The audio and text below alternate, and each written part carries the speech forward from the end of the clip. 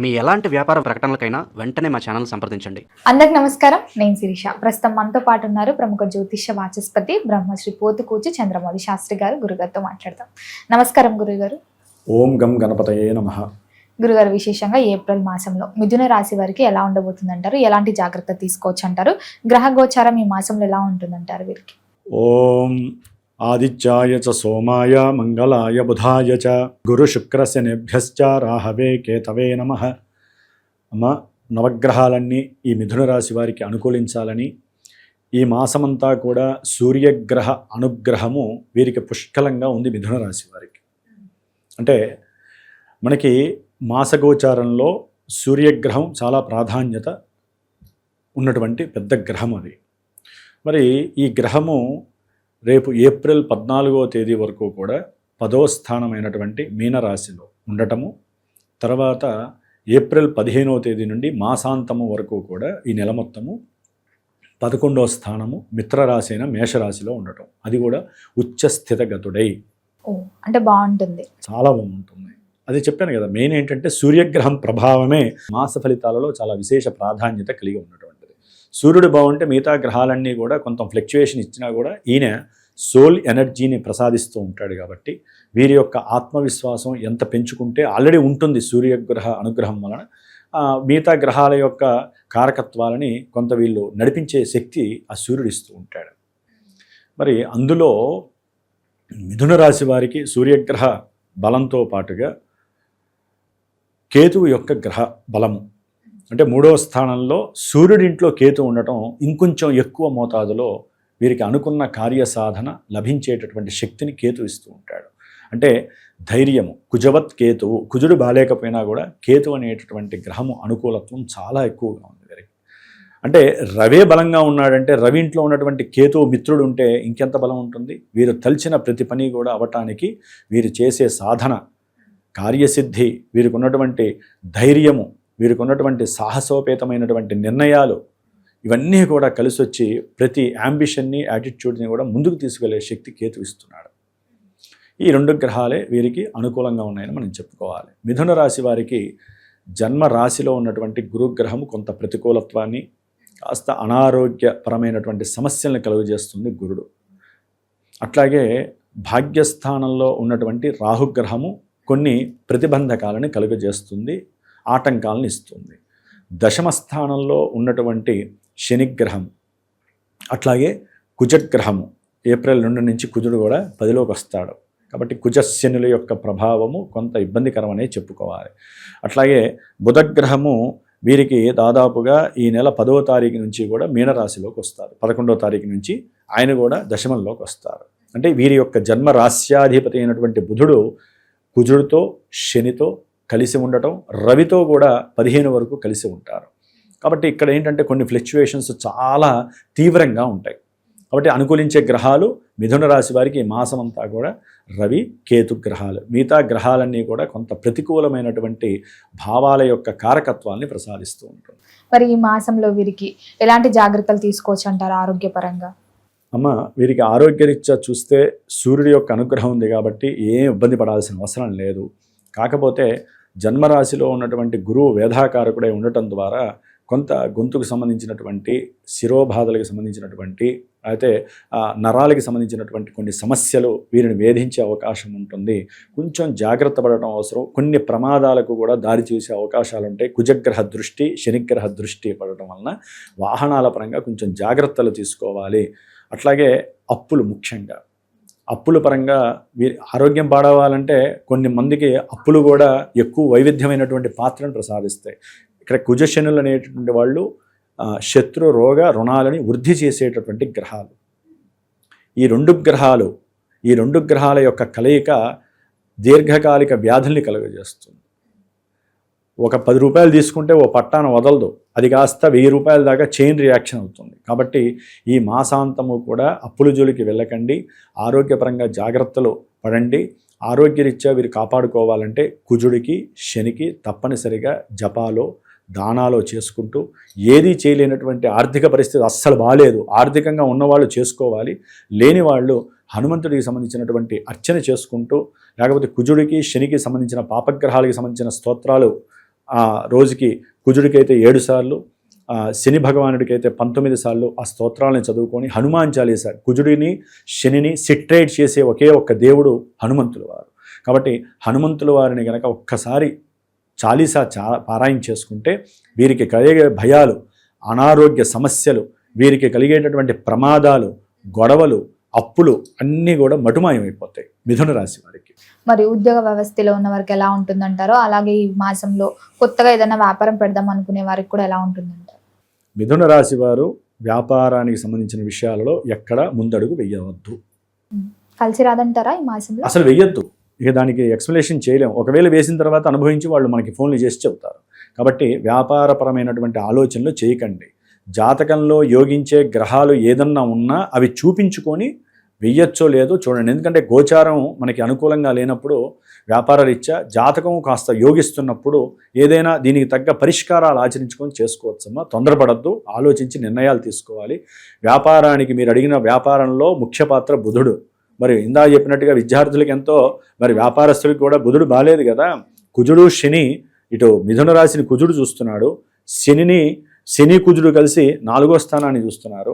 వీరి వ్యాపార స్థానాన్ని శని చూస్తున్నాడు. ఇంత ఘోరమైనటువంటి దృష్టి నడుస్తున్నప్పుడు 2 పాపగ్రహాలు వీరికి ఏ విధంగా వ్యాపారం నడుస్తుంది, ఏ విధంగా భార్యాభర్తల మధ్య సఖ్యత ఉంటుంది, ఏ విధంగా భార్యాభర్తల మధ్య సయోధ్యతో కూడినటువంటి కుటుంబ వాతావరణం ఏర్పడుతుంది. అన్నదమ్ముల మధ్య విపరీతమైనటువంటి సెగలు కనిపిస్తాయి. సెగలే, గొడవలు కూడా కాదు, సెగలు.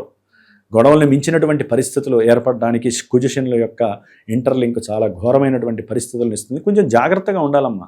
ఇక్కడ భయపడడానికి చెప్పం, ధైర్యాన్ని తెచ్చుకోవాలి. వీళ్ళకి ఏమవుతుందంటే ధైర్యం కాస్త మెండుదనం అయిపోతుంది.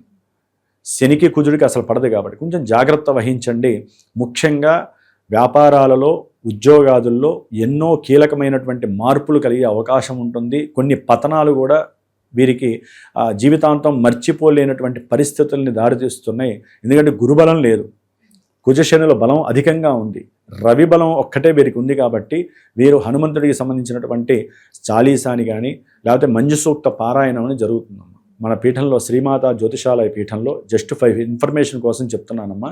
మా పీఠంలో ఇలాంటివి జరుగుతున్నప్పుడు కాలంలో ఎన్నో రకాలైనటువంటి పరిహారాలు, అంటే భరాయించే వాళ్ళు, భరాయించలేని వాళ్ళు ఉంటారు. వారికి సంబంధించి ఈ నెల అమావాస్య ఏప్రిల్ 17వ తేదీన వీరి కోసం హనుమంతుడికి సంబంధించినటువంటి ఒక హోమం చేస్తున్నారు, పాశుపత రుద్ర హోమం. అట్లాగే ఈ 40 రోజులు కూడా కుజుడు శని కలిసి ఉన్నటువంటి దోష పరిహారార్థమై కొన్ని రాశుల వాళ్ళల్లో ఈ రాశుల వారు కూడా మిథున రాశి వారు ఉన్నారు. కాబట్టి వారి కోసం మన్యు సూక్త పారాయణము కుజుడికి శనికి జపం ఆచరిస్తున్నారు. చేసి మే 12వ తేదీ మళ్ళీ హనుమంతుడి యొక్క జయంతి ఉంటుంది, అసలైనటువంటి హనుమత్ జయంతి. ఆ రోజున విశేషమైనటువంటి శ్రీరామచంద్రుల వారికి హోమము, అట్లాగే మన హనుమంతుల వారికి సంబంధించినటువంటి హోమము జరుగుతుంది. ఆ రోజున తమలపాకులతో ప్లస్ వడలతో ఆ రోజున విశేషంగా హోమం చేసేటటువంటి పరిస్థితి తీసుకుంటున్నాం.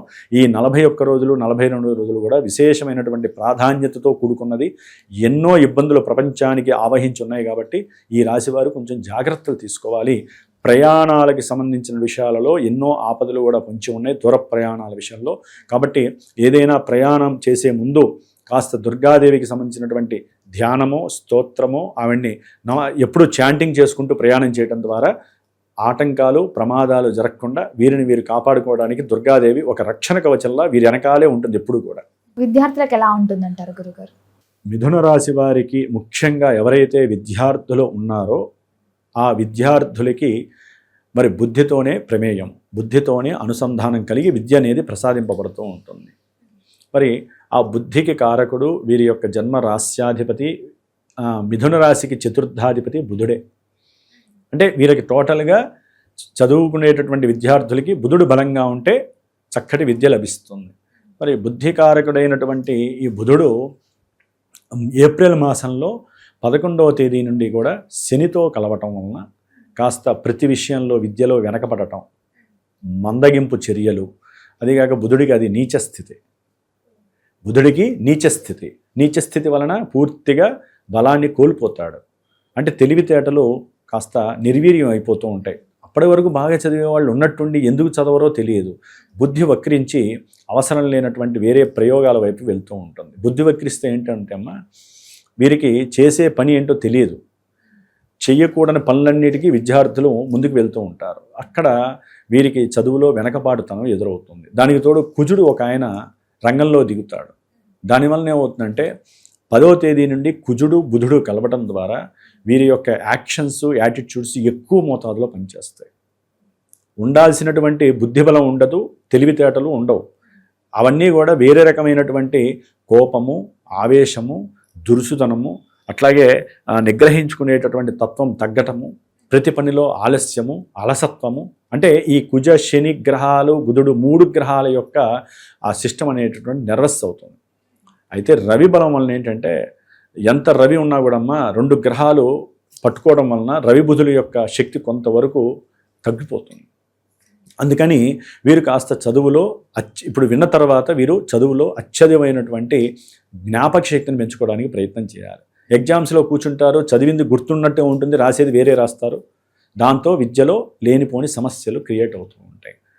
కాబట్టి విద్యార్థులు కొంత జాగ్రత్తగా ఉండి విష్ణు సహస్రనామంలో మనకి ఏదో ఒక శ్లోకాన్ని, ఎందుకంటే వాళ్ళు విష్ణు సహస్రనామం అందరికీ రాదుగా, ఏదో వాళ్ళ నక్షత్రాన్ని బట్టి ఏదో ఒక శ్లోకాన్ని చక్కగా చదువుకొని పెద్దవాళ్ళు కనుక చక్కగా చదివించేసి 11 సార్లు 21 సార్లు చదువుకోవడం ద్వారా ఈ కంజంక్షన్లో రవి బుధ శనులకి సంబంధించినటువంటి దోషము తొలగిపోవటానికి విష్ణు సహస్రనామం ఒకటే మార్గం. కాబట్టి విద్యార్థుల పరంగా ఆ విధంగా చేసుకోవటం చాలా విశేషము. లేనిపోని పోకడాలకి, లేనిపోని ఆలోచనలు వీళ్ళు గనక తీసుకోకపోతే చక్కటి విద్యని ప్రసాదించే శక్తి సూర్యగ్రహ బలం వీళ్ళకిస్తోంది. ఆత్మతో వీళ్ళు సోల్తో మాట్లాడుకోవాలి. నేను ఎందుకు ఇట్లా చేస్తున్నాను, నేను చదువుకునేవాడినే కదా, లేకపోతే నేను ఎందుకు ఇట్లా అనవసరమైనటువంటి ప్రయోగాలు చేస్తున్నాను అని వీళ్ళల్లో వీళ్ళు ఆత్మతో మాట్లాడుకుంటే, ఆత్మ సరైనటువంటి, అంటే ఆత్మలంటే వేరే ఆత్మలు కాదు, వీరిలో ఉన్నటువంటి ఇంకో మనిషి ఉంటాడు కదా, వారితో మాట్లాడుకుంటే సోల్ అనేటటువంటిది కరెక్ట్ నిర్ణయాన్ని ప్రసాదించడంలో సూర్యబలం చాలా అత్యద్భుతంగా ఉంది మిథున రాశి వారికి. మరి అన్ని రంగాల వారికి ఈ మాసంలో ఎలాంటి దైవారాధన బాగుంటుందంటారు? ఎలాంటి పరిహారాలు చేసుకుంటే ఈ గ్రహాల శక్తి బాగుంటుందంటారు? అమ్మ, మీరు అడిగింది ఒక విషయంలో కరెక్ట్. బుధుడు స్థానంలో గురుడు ఉన్నాడు, గురుడింట్లో బుధుడు ఉంటున్నాడు. వీళ్ళిద్దరు కూడా 2 శత్రుక్షేత్రాల్లోనే ఉన్నారు. అంటే వ్యాపారపరమైనటువంటి విజ్ఞాన దోషం కలుగుతుంది.